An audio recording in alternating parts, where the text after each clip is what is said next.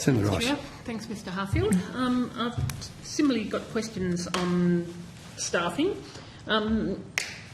You've said that there are a couple of figures that you've quoted which actually are a bit different to what was in answers to questions on notice. In budget estimates, a question on notice from budget estimates 2022 said that 243 people accepted retirement incentive scheme offers over the life of the scheme.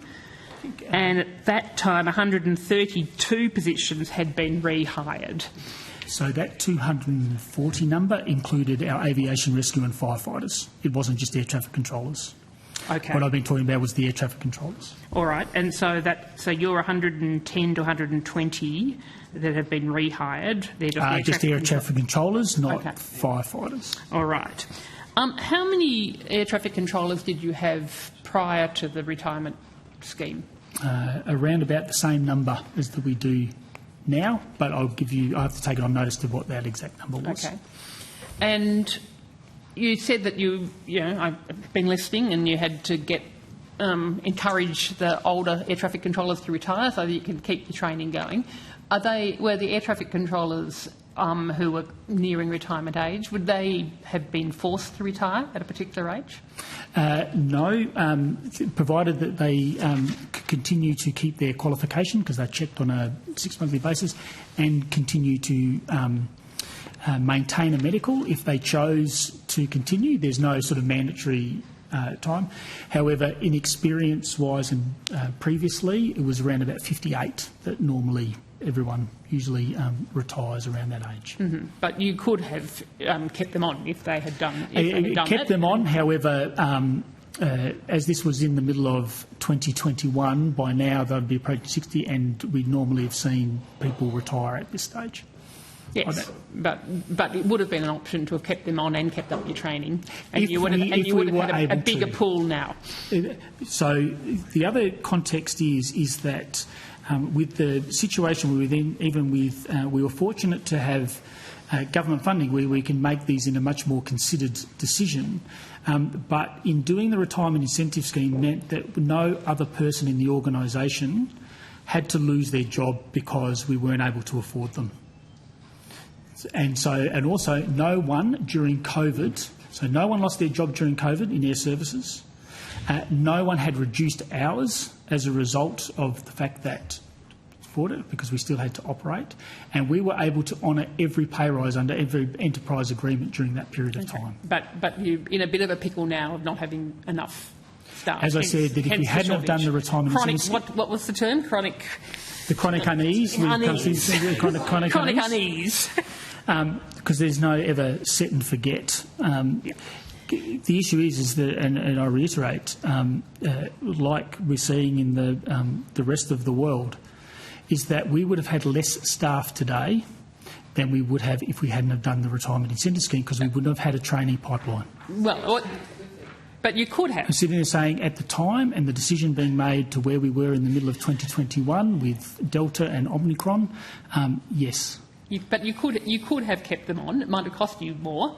You could have kept them on, and you could have maintained your training if you had chosen to do that. There was nothing that said that they had to fall off a cliff at age 58. Senator, where we were at the time and the decisions made and the uncertainty in the environment, that was the call that we made. Okay. In hindsight, there was always 2020 vision in hindsight, and we could have done something differently. All right. What's your target at the moment now of how many air traffic controllers? Our target is recruiting 80 to 100 each year ongoing. Right, but what's your target?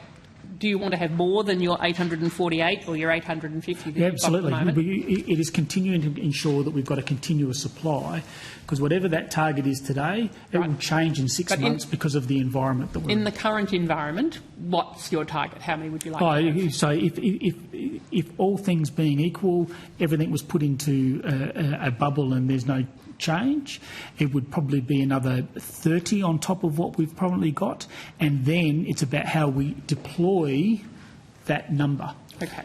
So if you think about it just very quickly, is that we say we have 950 air traffic controllers, but when you break it up into 100 different sectors and qualifications, you're suddenly getting into groups of 10, which causes the problem. So okay, so you reckon, taking all that into account, that you would be able to provide a better service if you had another 30 air traffic controllers? We would have it would continue to improve.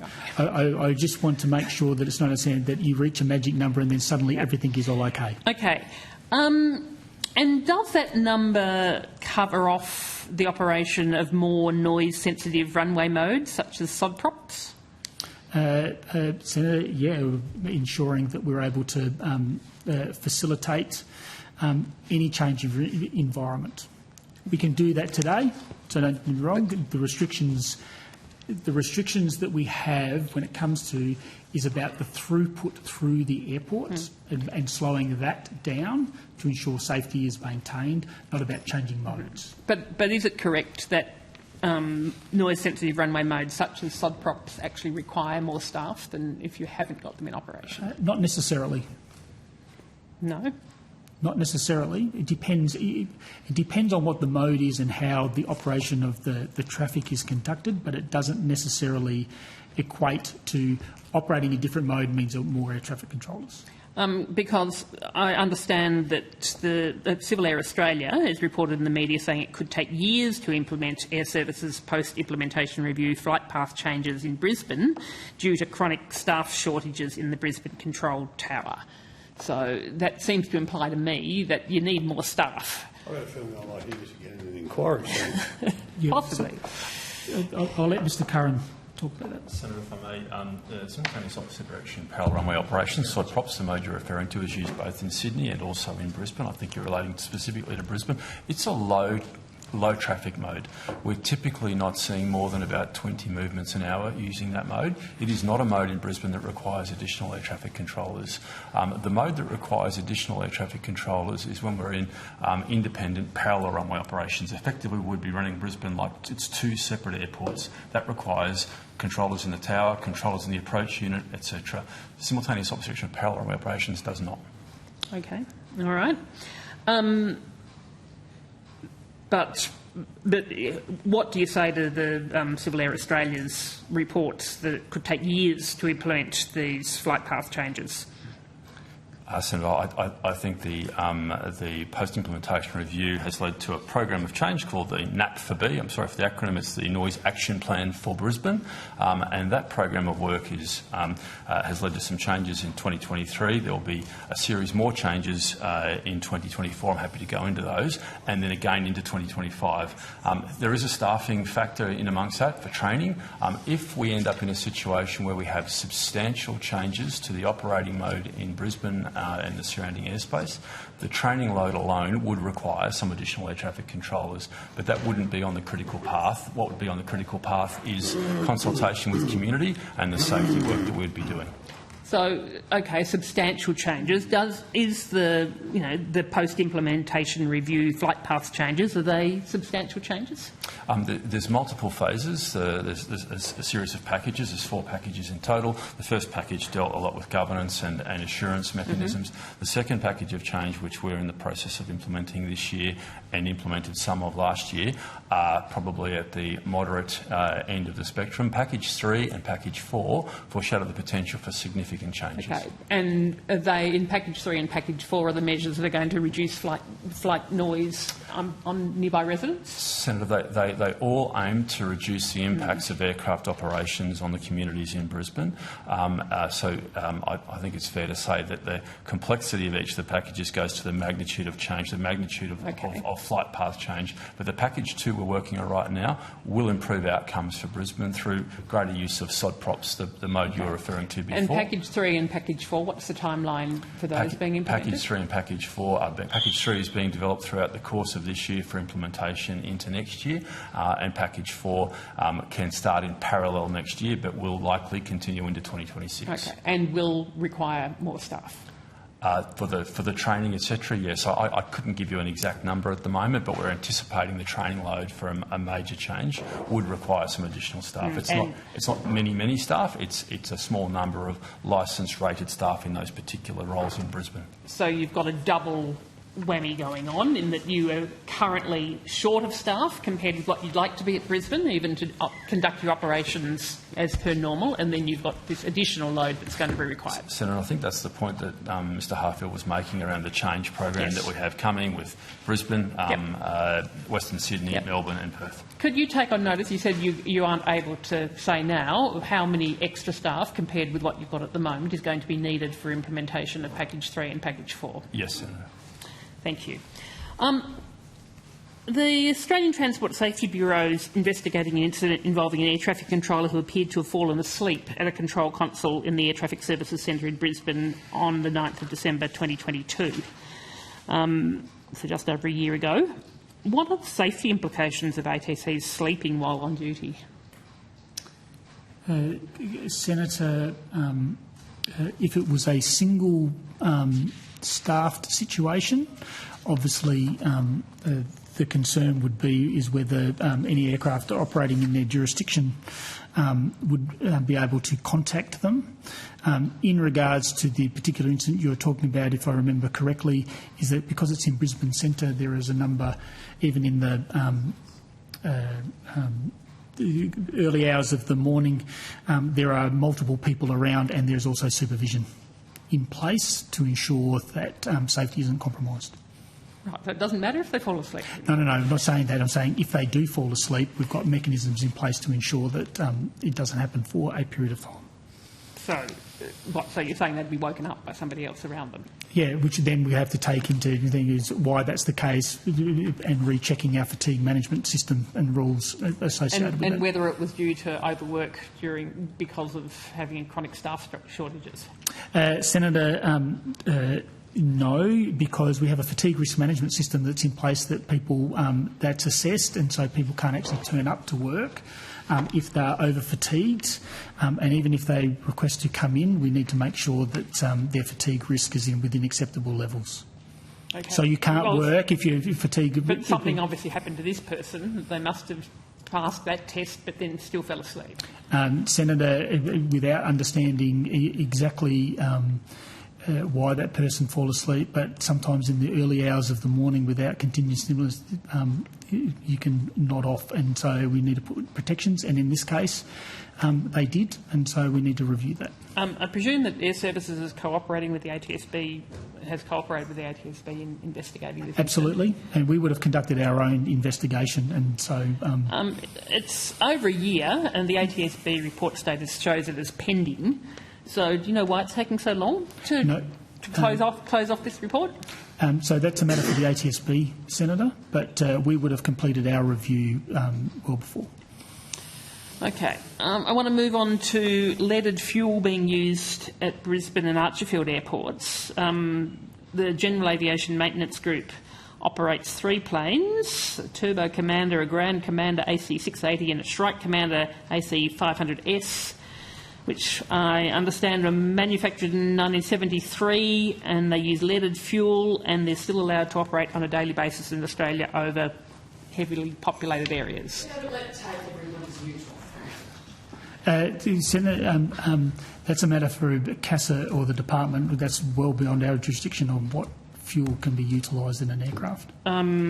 Well, in the previous question on notice, I asked about the number of aircraft using leaded fuel flying over Brisbane, and I got the response that the Department of Infrastructure, Transport, Regional Development, Communication and the Arts does not collect data needed to respond to this question. So you're saying that Airservices doesn't have anything to do with this data? We don't collect information about what fuel is used in aircraft. We will collect information on the aircraft themselves, but we don't have. I mean, if it's a registration issue, that's a matter for CASA. Okay, but does your remit cover harm caused by airplanes, or is it purely CASA? So the specifications of an aircraft is a matter for CASA, not Airservices. Yeah, but in terms of the harm that air traffic is causing. in performing our function, we take the safety of air navigation as our most important consideration, and after taking to that, then we ensure, under the Act, is that we make sure that as far as reasonably practicable, the environment is protected from the effect of the operation and the use of the aircraft, and the effects associated with the operation and use of aircraft. We don't know what fuel is being utilised by particular things. If that's in your remit to protect the environment and people from the use of the aircraft, I would have thought that having data or paying attention to the use of lead and fuel over a heavily populated area should be something that was within your remit. Because, I mean, lead and fuel was phased out in motor vehicles decades and decades ago because of the health impacts of lead. But the specifications of what an aircraft uses is a matter for CASA. We will then manage that on the effects, but we don't know whether... But no one's collecting... Well, you're not collecting the data. I can ask CASA whether they are collecting the data, and I can do that, but it's not something that's crossed your desk. You haven't seen it as an issue that you have any reason to be concerned about. It hasn't passed the desk, nor would I expect it to, because that's beyond our jurisdiction to what fuel is being utilised by an aircraft. But if your jurisdiction is to be concerned about the harm in protecting the environment, I would have thought that the fuel that, having a fuel that is containing lead that has got shown health impacts on people should be something that you were concerned about. Same way as you're concerned about noise. Senator, it's the use and operation of the aircraft, not what the aircraft uses. I do refer you to CASA because... I will go to CASA, but I'd ask you to consider that, given if it's the use and the operation of the aircraft, the fuel that the aircraft's using is intricately connected with the use and operation of that aircraft. The same way what the level of noise that a particular aircraft makes is a particular characteristic that you are concerned with, aren't you? Yeah, the effects of, yes. Yes. I want to now go to a response to a question on notice where the government said, since the opening of Brisbane's new runway, 10 complainants have been referred to Airservices Security and 4 have been referred to police for welfare visits. Would you be able to provide updated figures on that question? Senator, yes, I can. For 2023 calendar year, security referrals nationally, I'll start with, there were 29 referrals from our Noise and Complaint Information Service to our security team, who then handle the on-referral as appropriate to authorities. Specifically of that 29 nationally, 14 were in relation to concern regarding the individual complainant making the phone call for a welfare check. 15 related to threats to aviation. And for Brisbane specifically, Senator, there were 4 in 2023. 3 of them were referred to police for welfare check as a result of concern for the complainant, and 1 related to a threat to aviation. Okay, so that's another 3 in addition to the 4 that was on that question. I missed the dates you gave earlier. I haven't actually got the date here in front of me. It was number 2790 Quan. This is the total for calendar year 2023, Senator. Right. Well, this was actually since August 2023. So maybe it's okay. Airservices Employee Assistance. The answer says, since August 2023, Airservices Employee Assistance Program has been available to Brisbane community members feeling negatively affected by noise to provide confidential counselling support at no cost to the community member.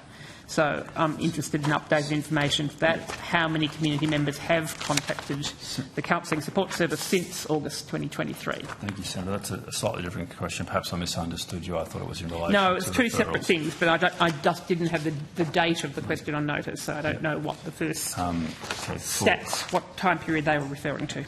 Since we commenced the process where our employee assistance program was made available to community members on a without fee basis, that was during the calendar year 2023. The exact date I don't have with me, but since then, there's been a total of 8 community members that have contacted the service. It's an independent service that we pay for, and 7 have had 1-hour EAP sessions that have been accessed by community members. Okay, so that's since the beginning of. So you're saying since the beginning of 2023? It was somewhere in early 2023 when we introduced this initiative. What's the general advice that those counsellors are providing to affected community members seeking help? Senator, I have to take that on notice. I think, certainly as far as I'm aware, we don't have any information about the specifics, much like for elements with our employees, but there may be some general themes that we'd be able to provide on notice that might be relevant. Thank you. Let's see. Now I want to follow up on a question that was actually one of Senator Mackenzie's questions on notice about the intersection departure trial that was operated at Brisbane Airport. Yep. I don't know whether Bridget, you wanted to... No, that's fine. I've got some questions about Okay. consultation too. And that question, Airservices advised that the restriction on intersection departure trial did not result in any perceptible noise improvement, which is surprising considering the idea of full runway length does usually result in less noise over communities because they're higher when they go over the communities. You'd agree that that is usually the case? Senator, I would have to say, whilst it may sound intuitive, there are some particular facts about the way that this kind of operation occurs that mean that has turned out not to be the case on the 2 occasions nationally where we have trialled this. In Perth in 2012, there was a full-length departure trial which was conducted by a service in the aviation industry but overseen by the then Aircraft Noise Ombudsman. Again, the same hypothesis was that perhaps going for a full-length departure would result in a perceptible difference in noise. That trial, albeit much smaller than the Brisbane one, pointed to the fact that there was less than 1 decibel of difference through the period of the trial, and it's generally accepted, although specifics for individuals, generally accepted that less than 3 decibels is not perceptible to the human ear. So with that background, we nevertheless undertook the Brisbane trial, and what we've since learned from that trial is that aircraft would need to be significantly higher as they cross the Ascot area, the suburb of Ascot, which is about 6 kilometres from the airport. At the moment, and during the trial, they're about 3,300.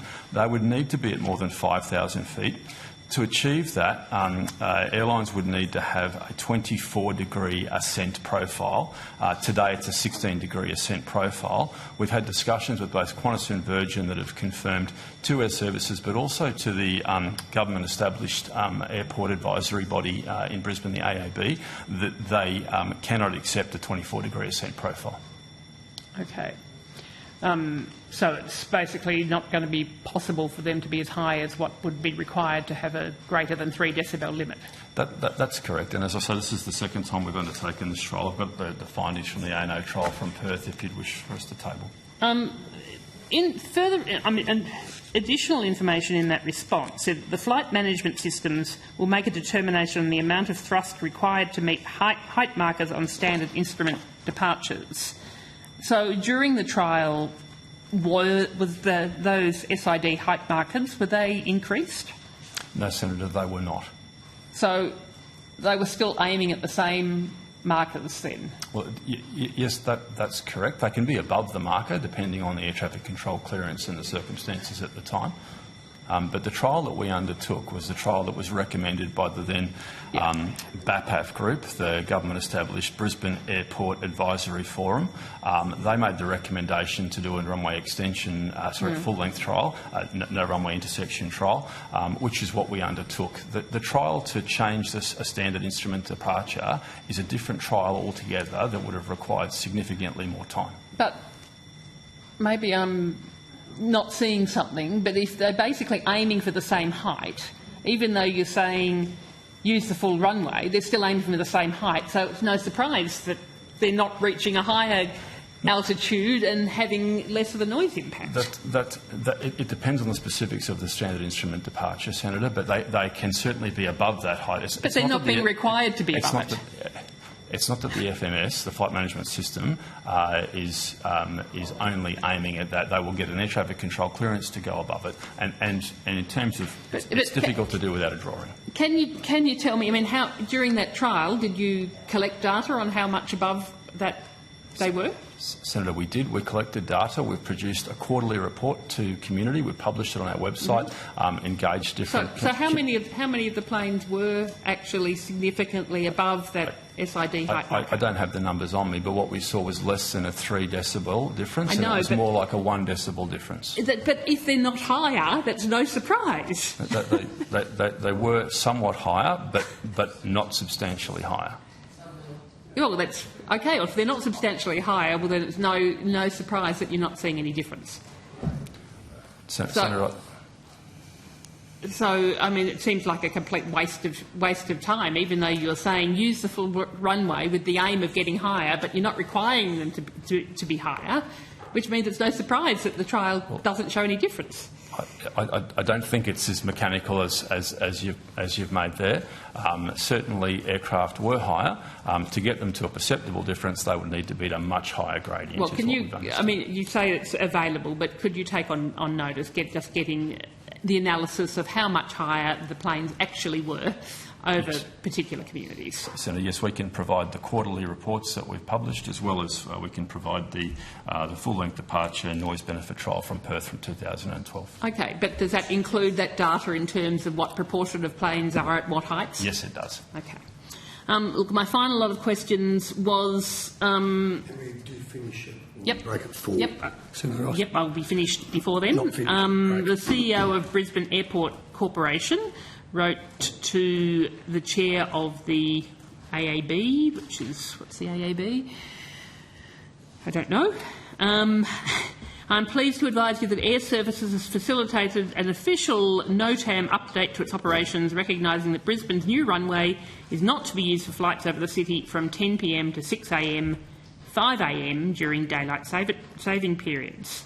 But wasn't there already a practice since the new runway opened not to use it for flights over the city between 10 p.m. and 6 a.m? Senator, I might like to make sure I provide this quite precisely on notice for you. Certainly we seek the preferred runway mode between 10 p.m. and 6 a.m. is the mode we discussed before, sod props.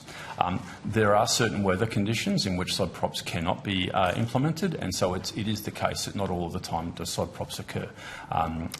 Okay, but so sod props, so in general, between 10 and 6, but this notice is actually saying during daylight saving periods it only operates until 5. So in practice it actually means there's increased early morning noise over Brisbane during daylight saving periods. Senator, I'd like to take that on notice because there's a related matter in regard to turboprops, so non-jet aircraft that were departing early from Brisbane, and we have implemented a change last year to cease that from being able to happen. That was one of the changes we implemented last year, and I'm just not sure whether we're talking about the same thing or something different. Well, it seems to me that there were restrictions in place between 10 and 6, and now we're being told that, in fact, during daylight saving period, they stop at 5. So, in fact, there's extra noise between 5 and 6. That's certainly not. That's not the direction that we're working toward in terms of reducing impacts. So, I'd need to check the details of that letter from the Chief Executive Officer of Brisbane Airport Corporation to make sure I'm answering the question correctly. Thank you. Thanks, Chair. Thanks, Senator Rice.